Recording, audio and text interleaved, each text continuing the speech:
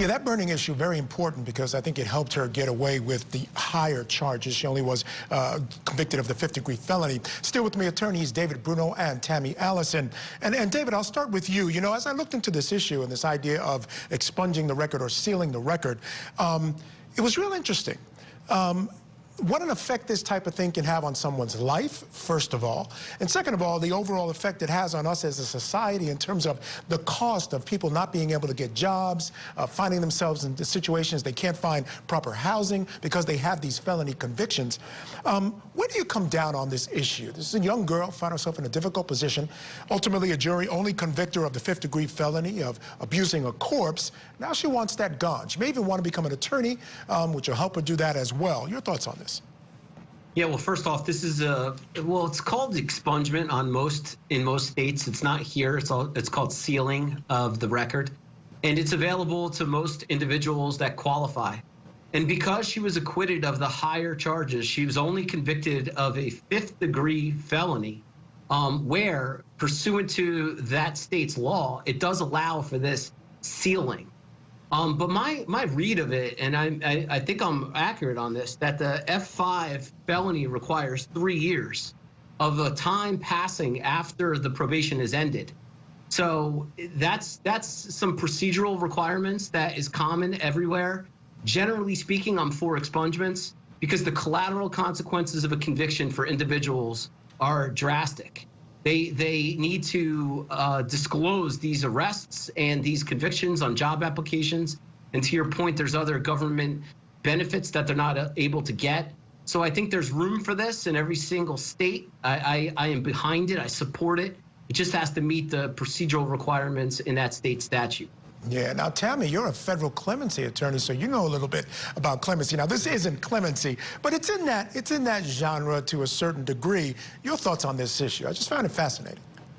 Yes, Michael, there's a lot of moving parts here. So in terms of expungement versus sealing the record, you know, some states call it expungement, but it's actually inaccurate. The proper terminology would probably be to just seal the record, because expungements typically deal with arrests that do not result in conviction.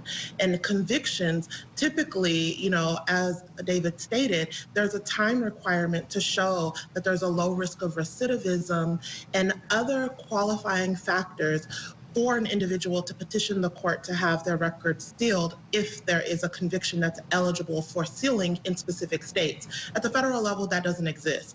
And the only option is clemency, which is forgiveness, where someone accepts responsibility for the offense conduct and they are asking for forgiveness, but they show what they've done since the conviction, things that have been positive, whether it's a commutation or a pardon. Commutation, if they're in prison still, they can still get clemency, showing what they've done since they've been incarcerated. And then a pardon, someone that's already out of prison, showing what they've done to give back, to be a better person. And that big thing is to show a low risk of recidivism. And I don't think in this situation, she's even had a chance to do that. So no, she's not eligible, in my opinion, right now. That's interesting. You know, she is working, and you're right. It becomes a balancing test for the court.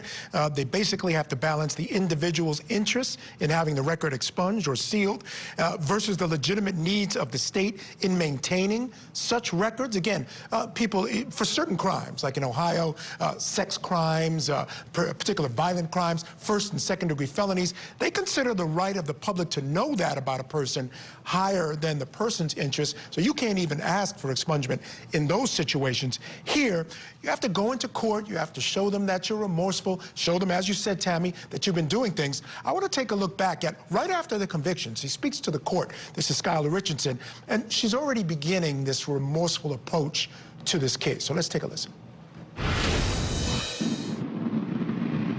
Ms. Richardson, you get the last word in all of this. Is there anything that you want to tell me before I impose a sentence? Thank you, Your Honor. I would do anything and above that you ask, and I understand. And I just wanted to say how sorry I was. I can sometimes be selfish, but I would like to think that I've become better in the knowledge that I've upset everyone and hurt so many people with what I've done. And I'm forever sorry, and I'm so sorry. I'm really, really sorry, and I understand. And thank you. All right, so I would imagine David Bruno, she's going to go into court, say something very similar. She's going to talk about all the things she's done since that time. Moving beyond some of these sort of procedural things, you mentioned them, Tammy mentioned them, may not be enough time having passed since her probation. Maybe there's not enough of a record of her acting correctly or showing remorse for the judge to decide to do this. But at some point, I would think she'd be a good candidate for that. And interestingly, she could still become an attorney at that point. Yeah, also, we also got a little hint from the court on this issue already. She was sentenced to 3 years community control, which is also known as probation. And she was terminated early on the probation after 14 months.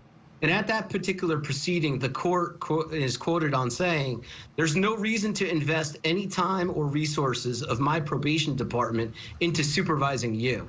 So that's from that same court that's going to have to make this decision. It gives us a little insight into the court as to the remorse that this defendant has seen and the court's idea as to whether or not this is a danger to the community.